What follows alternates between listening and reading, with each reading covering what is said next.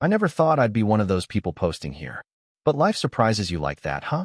I'm a 34-year-old guy, and I've been married to my wife, Natalie, for 7 years. When we met, she was wild, funny, and honestly a little chaotic. But she made me feel alive. I was the quiet type, the good guy, who always played it safe. Natalie was the opposite. Maybe that's what drew me in. But somewhere around year 5 of our marriage, I started noticing little things. You know, the kind of stuff you try to ignore because you don't want to start a fight. She'd go out with her co-workers and forget to tell me. Her phone was always on silent. She started lying about little things, where she was, who she was texting, what she spent money on. I'd catch her, and she'd laugh it off. "You're so paranoid," she'd say. Or, "Relax. I'm not your prisoner." It wasn't just the lying. It was the way she made me feel stupid for even asking. I didn't want to believe anything was wrong. I told myself she was just stressed, that I was overthinking things. But the truth was, deep down, I felt something shifting. Like I wasn't her partner anymore. I was just this boring guy she shared a bathroom with. I want to make it clear, I was loyal. I cooked. I worked. I supported her career. Hell, I even helped her pay off some of her debt from before we got married. I believed in us. I believed in her. But now, looking back, I realize I believed in a version of her that maybe never existed. And that's where this story begins. With me, sitting on the edge of the bed, holding her phone in my hands. Locked, of course, but something inside me whispered, "You already know." I wish I'd listened to that voice sooner. It was a Thursday. I remember because I always made dinner on Thursdays, some dumb little tradition we started when we first moved in together. I made her favorite, lemon chicken, roasted potatoes, a little side salad she'd probably ignore. I even poured her a glass of wine. She didn't come home. No text. No call. Nothing. By 10 p.m., I was pacing. I called her twice. No answer. Texted, "Hey, everything okay? Dinner's getting cold. Can you just let me know you're safe?" Nothing. At 12:17 a.m., she walked in like she just stepped out of a movie. Hair messy, makeup smudged, laughing at something on her phone. No apology, no explanation. I asked where she'd been. She rolled her eyes. "I told you I was going out with Kara and Jess. We ended up grabbing drinks." She hadn't told me. Not even once. I said that, and she got defensive instantly. "Why do you always do this? God, it's like I can't breathe without getting interrogated." I didn't yell. I didn't accuse. I just asked, "Can I see the text between you and Kara?" I know, maybe not my proudest moment. But something about that night, it didn't sit right. She looked at me with this face I'll never forget. It wasn't fear. It was contempt. Like I was a joke. "Wow," she said. "You're really going there?" I didn't get to see the texts. She stormed off to the bedroom, locked the door, and that was it. I slept on the couch, staring at the ceiling, wondering how we got here. That was the night the switch flipped in my brain. The moment I realized, I'm not crazy. I'm not paranoid. I'm just being lied to. And I think she was starting to enjoy it. After that night, something inside me changed. I didn't confront her anymore. I observed, quietly, like I was watching a stranger play a role in my house. She'd come home late, throw her bag on the kitchen counter, give me a half smile, and scroll through her phone for hours. No interest in me. No effort. I started writing things down. Dates. Times. Names she mentioned. Places she said she'd been. Not because I wanted to trap her, but because I needed to prove to myself that I wasn't going insane. 2 weeks later, she told me she was going to a networking event downtown at a hotel ballroom. She even showed me a cheap-looking flyer on her phone. But here's the thing. I know the guy who manages that hotel. Mike. We play pickup basketball every Sunday. I casually asked him about it during a water break. "Hey, did you guys have some kind of event last Thursday night?" My wife said she was there for work. He looked confused. "Thursday? Nah, man. We had a plumbing issue. Ballroom's been closed since Tuesday." I felt like someone poured ice water down my back. I didn't tell her I knew. I just let it sit. Like a seed. I wanted to see what she'd say next. When she got home that night, she went straight to the shower. Didn't even kiss me. I noticed a faint hickey under her jawline. Not huge. Not obvious. But I saw it. After she went to bed, I picked up her blazer from the back of the chair. In the pocket, a receipt from a fancy sushi place across town. A table for two. She told me they served hors d'oeuvres at the hotel. I stared at that receipt for a long time. Something about seeing it, physical proof, made it feel real. This wasn't just suspicion anymore. It wasn't just a gut feeling. It was betrayal. Cold. Intentional. Rehearsed. She wasn't just lying. She was getting good at it. I never wanted to be that guy. You know the type, the one who snoops through his partner's phone behind their back. I always thought that kind of behavior meant the relationship was already dead. But I couldn't sleep. Couldn't eat. That receipt kept burning a hole in my brain. So yeah, I did it. One morning, she was in the shower, and I saw her phone sitting on the nightstand. For some reason, maybe because I wasn't looking suspicious anymore, she had stopped locking it. I picked it up, heart pounding, hands shaking. I didn't have much time. Messages. Lots of them. Not from Jess, or Kara, or any of the co-workers she always mentioned, but from someone named A. No emoji, just a letter, as if she wanted to keep it secret. And what I read, "Hey, last night was perfect. You looked incredible in that dress." Her. "You always say that face-blowing kiss." Hey, he didn't suspect anything? Her, he's clueless. Still thinks I'm at work, LMAO. Hey, poor guy. You sure you don't want to just end it? Her, soon. Just need to figure out how to get out clean. I dropped the phone like it burned me. I sat down on the edge of the bed, staring at the floor, feeling like the air had been sucked out of the room. My wife, the woman I loved, sacrificed for, believed in, was plotting her exit strategy like I was some problem she needed to cleanly remove. Not talk to, not work things out with, not even argue with, just dispose of. I didn't cry. Not yet. I was too stunned, too numb. My brain couldn't catch up with what my eyes had just read. This wasn't just cheating. It was disrespect. It was cruelty. It was cold. That's when the anger started to boil. I wish I could say I stormed in, slammed the phone on the counter, and delivered some epic speech that made her crumble. But it wasn't like that. I waited. I didn't know what I was waiting for exactly. Maybe for her to say one more lie. Maybe for the courage to admit this was really happening. Maybe I was just scared to let go of the idea of us.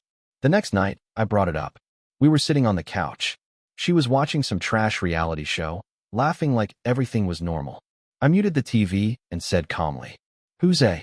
Her face changed immediately. Not panic, just this sharp flicker of realization. And then, like a switch, she put on her performance. "Excuse me. I saw your messages. The ones where you told him I was clueless. That you were planning to leave me." She paused, looked at me for a second, then actually laughed. "Oh my God, you went through my phone. Wow, that's seriously messed up." That was her move. Flip the script. Make me the villain. You invaded my privacy. That's abusive, you know that. I couldn't believe what I was hearing. You're cheating on me, Natalie.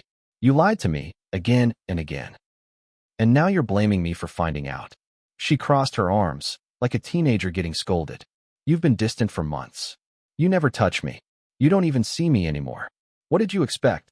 There it was. The excuse. Like I deserved it. I just stared at her. I wanted to scream. I wanted to break something. But instead, I said the most honest thing I could. You're not even sorry, are you? She didn't answer.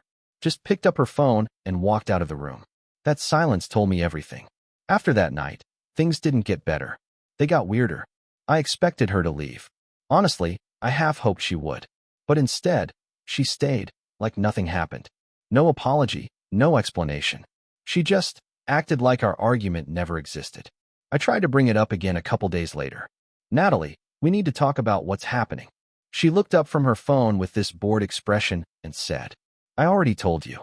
You misunderstood the messages." "Misunderstood? He's a friend," she said. "We joke around. You're taking it all out of context." I reminded her of what exactly the messages said. Her laughing about me. The words, "just need to figure out how to get out clean." She shrugged. I was venting. "You don't even talk to me anymore." I needed someone to talk to. That was her new strategy. Minimize everything. Blame me. Say I pushed her into it. Then came the most twisted part.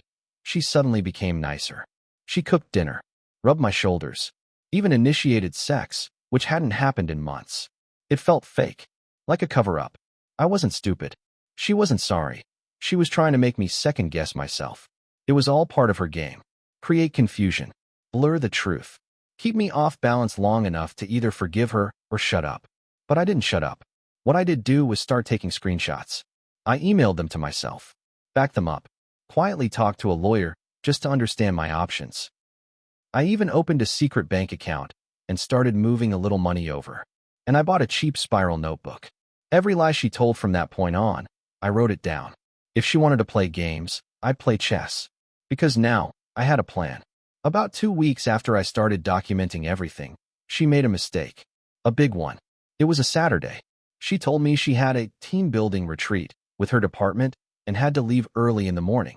She even left out a little fake itinerary on the kitchen table, printed out, highlighted, all official looking. But here's the kicker. She forgot to log out of her email on our shared desktop. Later that afternoon, I sat down to check something for work and saw a tab still open. I wasn't even looking for it. It was just there. It was a Gmail account I'd never seen before. Not her usual one. I scrolled through, heart racing. And there it was. A hotel confirmation. 2 nights. King Suite. Booked under her name. The same weekend she was supposedly in the woods doing trust exercises with her boss. I copied everything. Forwarded the email to myself. Took screenshots of the confirmation, the email address, even the IP login. Then, I did something impulsive. I drove to the hotel. It was about 45 minutes away. My hands were sweating the whole drive. I was praying, actually praying, that maybe, just maybe, I was wrong. But I wasn't. I saw her car in the parking lot. Her bright red Honda Civic, parked neatly next to a black Lexus. I didn't go inside. I didn't need to. I just took a photo of the license plates, the cars, the hotel sign. I even stood across the lot long enough to see them walk out to get coffee. She was in leggings and his hoodie. They were holding hands. She kissed him before they got back in the elevator. At that moment, I felt something inside me snap.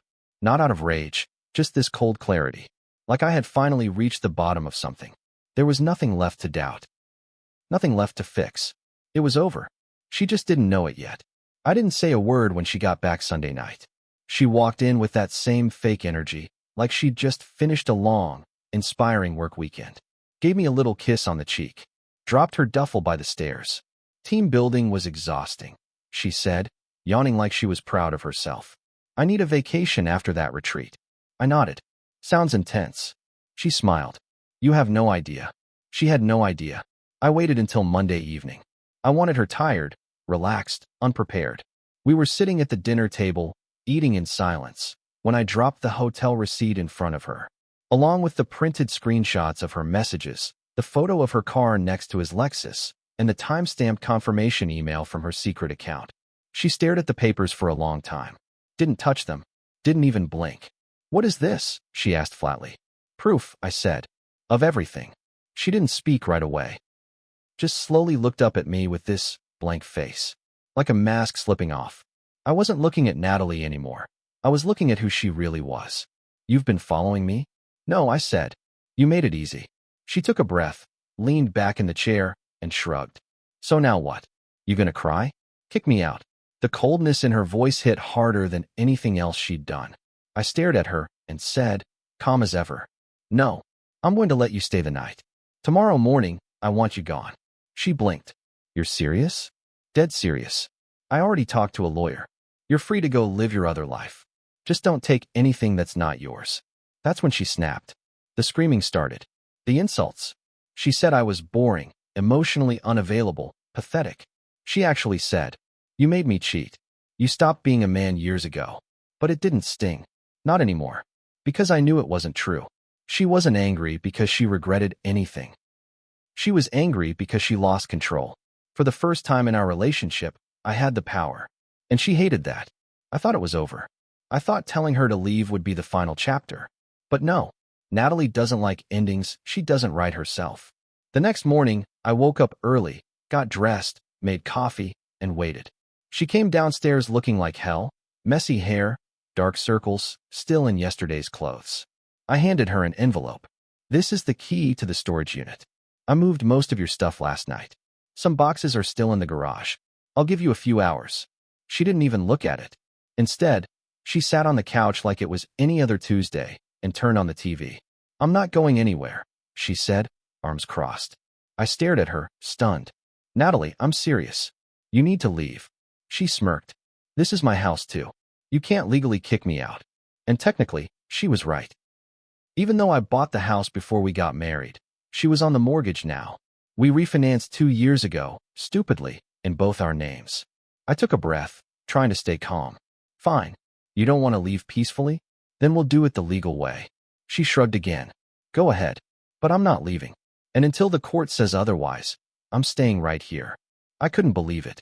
She was squatting in the home she betrayed me in, cooking in my kitchen, sleeping in my bed like she hadn't nuked our marriage with her lies.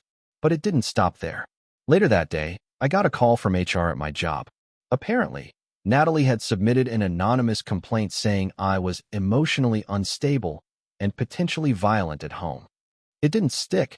My boss knew me better than that. But still, she was trying to ruin my life now. Why? Because I stood up for myself. Because I took her mask off. She wasn't just a liar anymore. She was dangerous. I couldn't take it anymore. She was still living in the house, acting like nothing was wrong, walking around in my shirts, using my coffee mug, humming while she folded her laundry. It was psychotic. My lawyer told me not to engage. Stay calm. Document everything.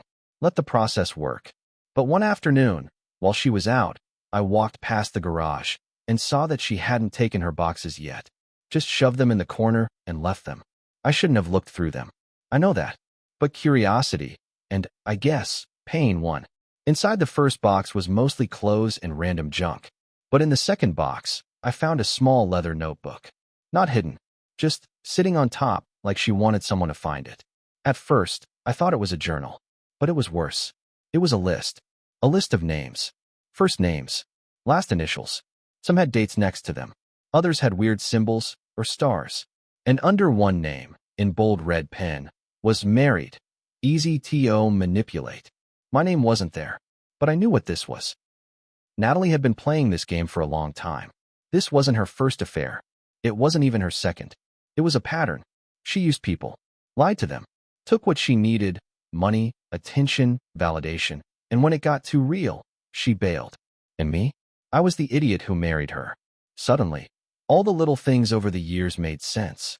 The unexplained vacations, the random gifts from coworkers, the burner email accounts, the sudden interest in yoga, photography, real estate, all the phases she cycled through.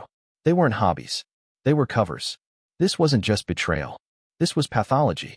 She had lied so much for so long. I'm not even sure she knew who she really was anymore. And in that moment, holding that twisted little notebook, I realized I didn't lose Natalie. She never really existed. After finding that notebook, something inside me finally snapped. But this time, not in confusion or sadness. In determination. I was done being the victim. The next days were a blur, but I tried to focus on one thing. Me. First, I changed all the locks. The locksmith didn't ask questions, just nodded and did his job quickly. I hired a private investigator to help gather evidence for the custody battle and the house dispute. It felt weird, like I was living in a spy movie, but honestly, I was proud of myself for not falling apart. I started therapy. For the first time, I let myself talk about the betrayal, the anger, the loneliness. It hurt, but it helped. I learned to separate her lies from my worth. I reached out to old friends I'd drifted away from. Some of them didn't want to get involved, but a few became my rock. Work became my refuge. I poured my energy into projects and stayed late, just to keep my mind off things. And slowly, I started dating again. That part scared the hell out of me. Opening up after being burned? It felt impossible. But I realized the right person would never play games. They'd be honest, kind, and real. So I moved forward, one day at a time. The day I signed the divorce papers, I thought I'd feel relief. Maybe even happiness. Freedom. Instead, it was more complicated. I sat in the lawyer's office, pen in hand, staring at the documents that officially ended my marriage. A chapter closed, for sure. But as I signed, a strange mix of emotions hit me. Sadness, anger, and surprisingly, a little gratitude. Gratitude that I had the strength to get out. Gratitude for the lessons I learned, painful as they were. And gratitude that I was still me, beneath all the lies and betrayals. When I walked out of that office, I didn't feel like a broken man. I felt like someone who had survived the storm and was ready to rebuild, ready to live life on my terms. Looking back, it's clear to me now that life really is short and too precious to waste on people who don't respect or love you. Natalie taught me a lot, even if it was the hard way. Trust your instincts. If something feels off, don't ignore it. Don't ignore red flags just because you want to believe in the good version of someone. Document things when you feel uneasy. It might save you later. You deserve honesty. And if they can't give that, walk away before it breaks you. You can survive betrayal. It's painful, but it's not the end of your story. Focus on yourself. Your happiness isn't dependent on anyone else's approval or lies. Most importantly, don't waste time trying to change someone who's not willing to change. I wasted years hoping Natalie would be the person I married. The truth is, she never was. So if you're reading this and feeling lost, betrayed, or stuck, know this. You have the power to change your story. Life is short. Live it wisely. Choose yourself. After the divorce, I wasn't sure what the next chapter of my life would look like. Honestly, for a while, I just wanted to disappear, avoid everyone, avoid love, avoid even myself. But then I realized, running away doesn't heal you. So I started small. I joined a local running group, just to get out of the house and clear my head. I found joy in those early morning runs, pushing my body and mind in ways Natalie never respected. I reconnected with my family, the people who stuck around when everything else was falling apart. They reminded me what unconditional love looked like. I also threw myself into learning new skills at work and even took a weekend photography class. Yeah, the irony isn't lost on me. Slowly, I built a routine that wasn't defined by fear or betrayal, but by growth and possibility. Dating? It was awkward and scary at first. I made mistakes. I was vulnerable. But I found someone who listens, respects, and challenges me to be better, without lies. Life isn't perfect now, but it's real. I'm finally living for myself. If there's one thing I want anyone reading this to take away, it's this. Life is too short to waste on people who don't value you. And sometimes, the hardest thing to do is walk away from what you thought was forever. But walking away can also be the start of something better. I'm still healing. I probably always will be, in some way. But now, I'm stronger, wiser, and more careful with my heart. I've learned to trust myself again, and that's worth everything. So, if you're stuck in a relationship where trust is broken and lies are everywhere, remember, you deserve truth. You deserve respect. You deserve to be happy. And sometimes, that means making the painful decision to let go. Life is short. Live it wisely. Don't settle for less than you deserve. Thanks for reading my story. If you're going through something similar, feel free to reach out. You're not alone.